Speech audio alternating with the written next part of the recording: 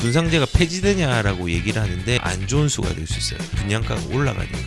원래는 대출이 3억 2천이 나오는 거를 2억이 줄여져서 나오는 부분이 있는 거예요. 지금 깜깜이 분양제 없앤다, 로또 청약 사라지냐라고 했는데 한간에는 분상제가 폐지되냐라고 얘기를 하는데 폐지되는 건 아니고요.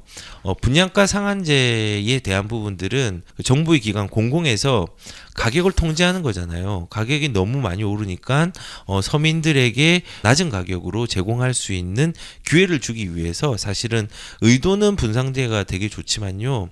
이 분상제가 사업을 지연을 시켰어요. 왜냐하면 둔촌주공이 빨리 나올 수 있는데 왜 못 나왔을까요? 나는 지금 분양가를 4천에 하고 싶은데 이거를 2,800, 2,900에 하라니까는 이게 문제가 되잖아요. 그러면서 이제 갈등이 일어나고 하면서 둔촌주공 같은 경우도 막 조합장이 좀 이렇게 변경이 되고 뭐 이런 상황들이 많이 생겼었잖아요. 근데 중요한 거는 이런 분양가 상한제라는 거는 주변보다 가격을 싸게 만들 수 있어요. 그 로또 청약이 될 수 있는 건데 문제가 뭐냐면은 이거를 이제 고가 분양에 대한 부분들에 대해서 분양가 상한제 심사 매뉴얼을 만들어 가지고 배포를 했는데 이게 이제 이런 거죠. 원래는 이 심사를 할 때 가격을 뭐 평당 뭐 3천이다 4천을 측정을 할 때 주변에 있는 아파트들 100가구 이상의 기준에 있는 아파트들 그리고 준공후 20년 된 구축의 아파트들 이런 아파트들을 인근의 아파트의 평균을 시세에 내서 지금 새 아파트의 가치에 부여를 했단 말이에요. 그러니까 당연히 싸게 나오죠. 싸게 나오죠. 분양가가 고가 분양 관리해야 된다. 근데 이거를 계속 이제 사업도 지연이 되고 문제가 되고 민원도 있고 하니까는 컴플레인이 많이 들어오니까 이번에 이제 개선안을 낸 거예요. 개선안은 이런 준공 20년 이게 아니라 각 그 신축에 대한 특화된 특징들이 있고 특성이 있으니까 요거에 대해서 인정을 해가지고 가격을 매기게 했어요. 매기게 하는 기준으로 바꿨어요. 그래서 지금 어떻게 됐냐면은 사실상 종전에 이런 거를 매기면은 인천 부평 4구역 같은 경우는 평당 1,500 전후밖에 안 된 게 이런 개선을 하니까는 1,900만 원. 그리고 부산은 온천 4구역도 좋은 지역이죠. 1,628만 원이 1,900만 원으로 이제 평당가가 개선이 됐어요. 여기에 좋은 점과 나쁜 점이 있어요. 누구의 입장에서냐 좋고 나쁨이 결정되는데 좋은 점은 이렇게 되면은 사업성이 향상이 돼요. 그 사업성이 향상이 되니까 공급 나올 수 있는 물량들이 더 빨리 나올 수 있어요. 근데 반면에 이제 문제가 되는 건 뭐냐면요. 사업자 입장에서는 좋지만요.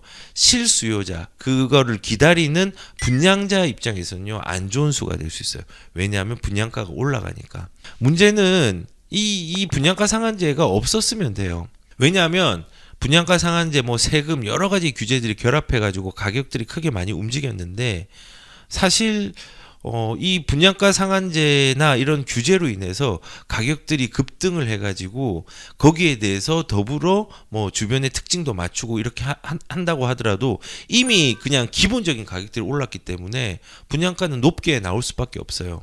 근데 이거를 가격을 안정화시키려는 공급책을 좀 빨리 쓰고 뭐 재건축의 안전진단을 뭐 조금은 완화를 시켜주고 뭐 여러 가지 툴을 써가지고 가격을 안정시킬 수 있는 여건들을 만들었다면요. 이렇게 뭐 고분양가에 대해서 사업성이 안 좋은 것들을 유지하는 규제를 만들지도 않았을 뿐더러 이런 실수요자들도 지금 이제서야 이제 들어가려고 하는데 이런 고가의 주택, 상대적으로는 고가의 주택이죠. 고가의 주택을 분양받지 않아도 됐는데 이렇게 지금 정부에서 대응을 뒤늦게 뒷북을 치면서 하고 있는 거예요. 심사 기준을 조정을 하지만은 좋은 것과 나쁜 것이 동시에 공존을 해요. 저는 나쁜 거는 이제 실수요자한테 이제 힘들어지는 거죠. 사업으로 공급에 대한 부분들이 촉진이 될 수는 있겠지만.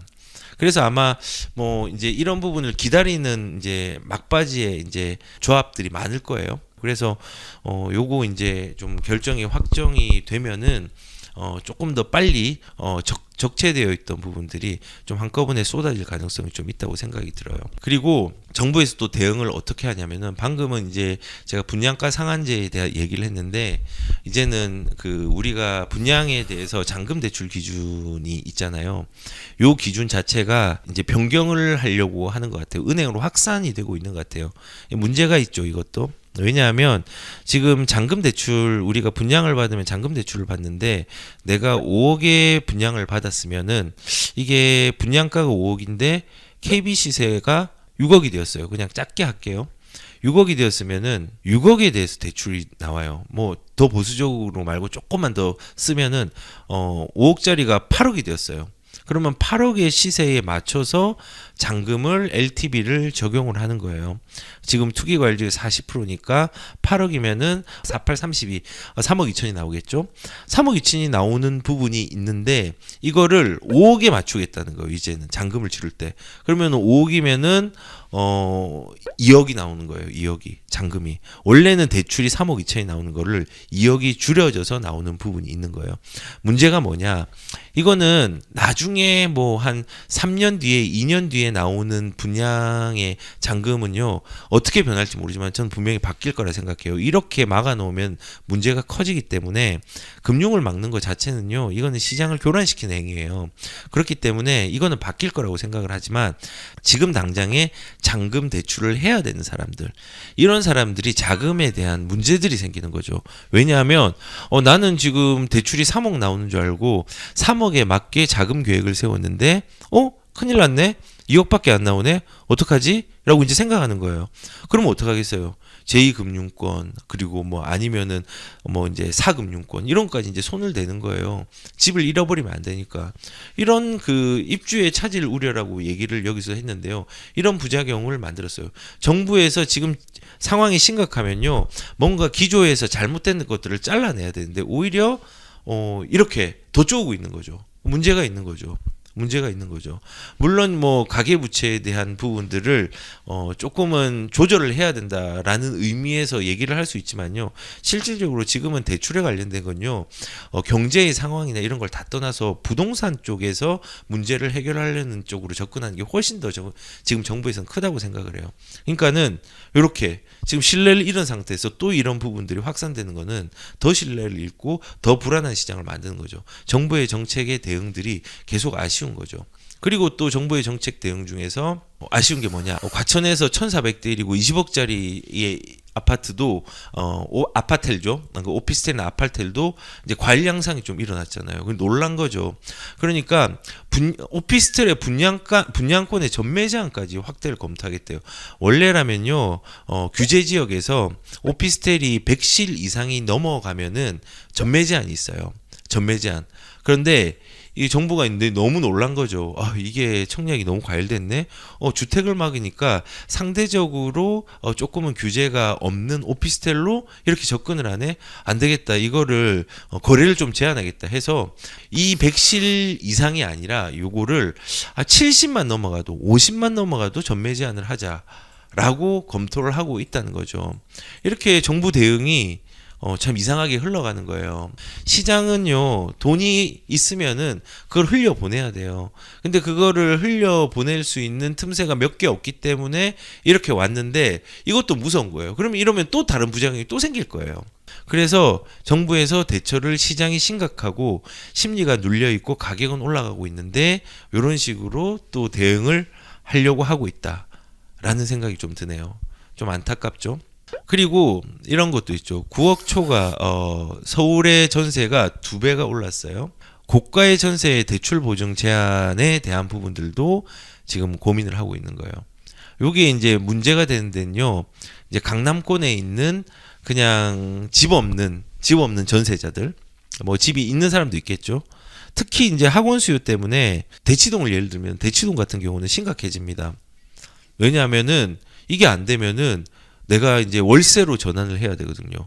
그 돈을 내고 그 비싼 학원비를 내면서 월세까지 정환하는 상황들이 생길 수가 있어요.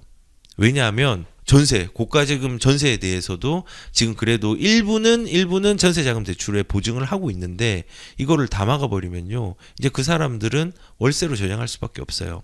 그리고 정말 돈의 여력들이 어려운 경우는요. 어떻게 해야 되느냐? 이제 지역으로 옮기는 거죠. 그래서 이것도 주객 전도가 된 것 같아요.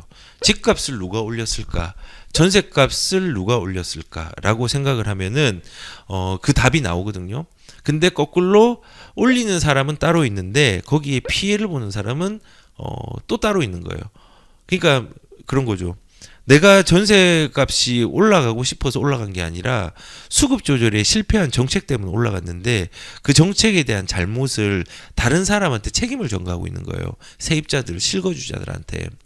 그러니까 이것도 지금 상황에서 현명한 정책들은 저는 아니라고 생각이 들어요. 물론 제가 이거를 판단할 자격은 안 되는데 현명한 정책은 아니죠.